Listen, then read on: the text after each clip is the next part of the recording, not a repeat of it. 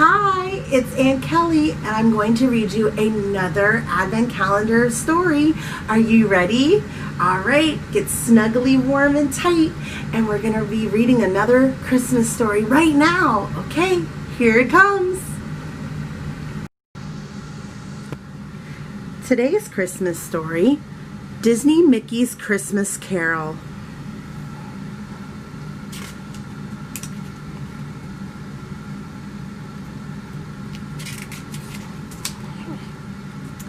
It was Christmas Eve, and Ebenezer Scrooge was rushing through snowy London.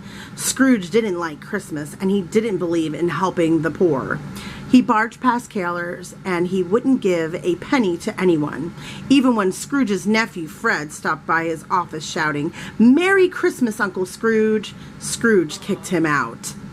A while later, Scrooge's assistant, Bob Cratchit, stepped down from his stool to go home.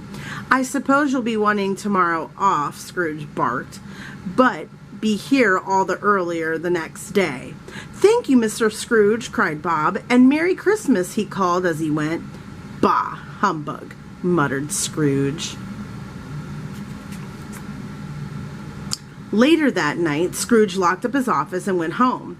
As he went to open his front door, Scrooge took a closer look at his door knocker. He gasped. On the door knocker was the face of his old business partner, Jacob Marley. The face began to move, then softly called, "Scrooge!" Frightened, Scrooge raced inside, but the ghost of his former partner suddenly appeared in front of him, chains circling his body.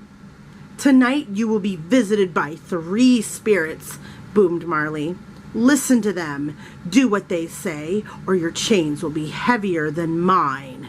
Farewell, Ebenezer." Scrooge went to bed, but not long after he was awoken by a little figure in a top hat. "I am the ghost of Christmas past," he told Scrooge. "You must come with me." But Scrooge laughed. "Look how small you are. Go away." "Silence," ordered the spirit. "If men were measured by kindness, you would be smaller than a grain of sand. We are going back to a time when Christmas was not humbug." The spirit commanded Scrooge grab hold of his coattails, and remembering Marley's terrible warning, he held on. The windows flew open, and instantly they were soaring over rooftops and chimneys. The spirit's little umbrella kept them aloft. Soon they landed outside a brightly lit house. Joyful Christmas music filled the air. Peering through the windows, Scrooge couldn't believe his eyes. "Why, it's Isabel!" he cried suddenly, remembering the girl he had once loved. "But who's she dancing so merrily with?" "That man was you, Scrooge, in the days when you, too, were kind and cheerful," said the spirit. Then the spirit whisked Scrooge away to another scene inside. Scrooge of many years before sat behind a desk covered in money. Isabel stood in front of him, tears in her eyes. "Why is Isabel crying?" asked Scrooge. Then he remembered he had taken Isabel's home from her when she could not pay her bills and refused to marry her. Suddenly Scrooge found himself back in bed.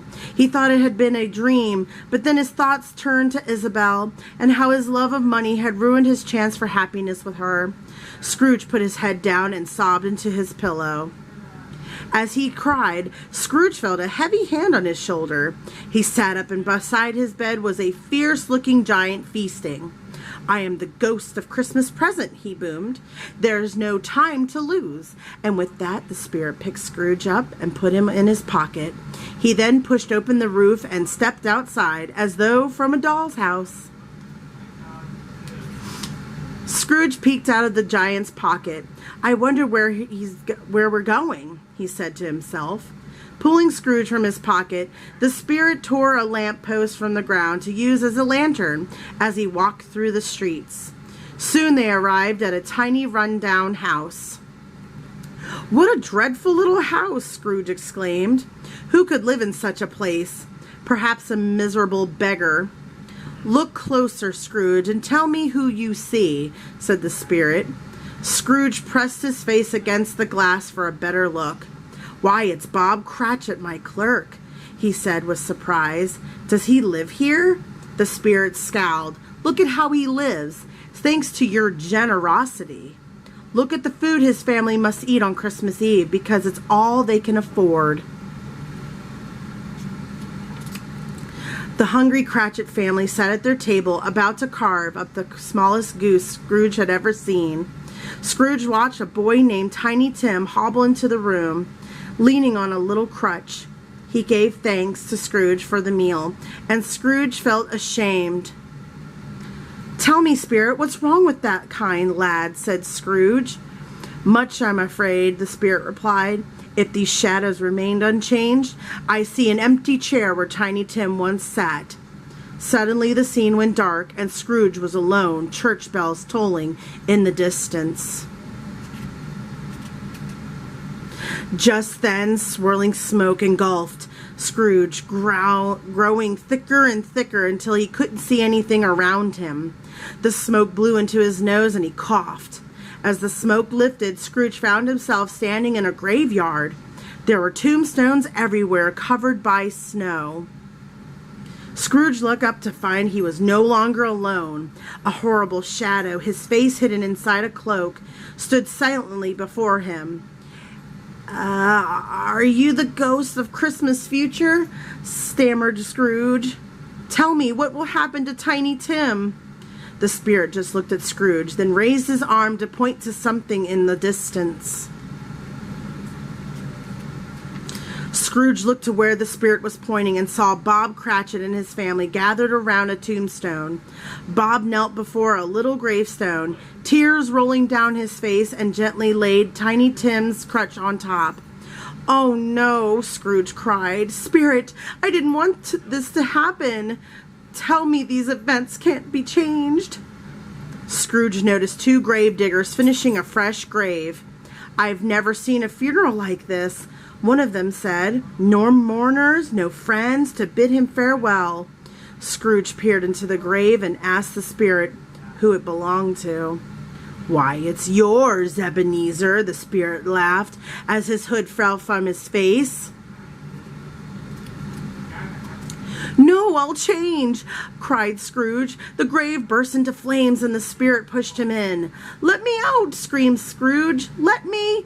Suddenly, a bell tolled, and as Scrooge opened his eyes, he cried with joy. He was back in his room. "It's Christmas morning," he exclaimed. He threw on his coat and hat and raced for the door. He ran out into the street calling "Merry Christmas" to everyone he met. He gave two men a bag of coins each, who stood there speechless, wondering what had changed in grumpy old Scrooge. Scrooge even stopped his nephew when he saw him approaching in a wagon. Fred was so surprised by his uncle's cheerfulness that he almost fell off his carriage. Waving goodbye to his nephew, Scrooge continued on his way to Bob Cratchit's house. Rat-tat! Scrooge knocked on his employee's door. Bob opened the door and his face fell when he saw who it was. "Why, Mr. Scrooge! Merry Christmas! Won't you come in?" Scrooge stomped inside and dropped a heavy sack on the floor. Scrooge then broke into a massive smile and told Bob he was getting a pay raise and he brought food and toys for his family. Cratchit couldn't believe it. "Oh, thank you, Mr. Scrooge. Merry Christmas, Bob," Scrooge said. As the whole family danced with joy, it was a Christmas miracle. "And God bless us, everyone," said Tiny Tim. The end. Good night. Sleep tight.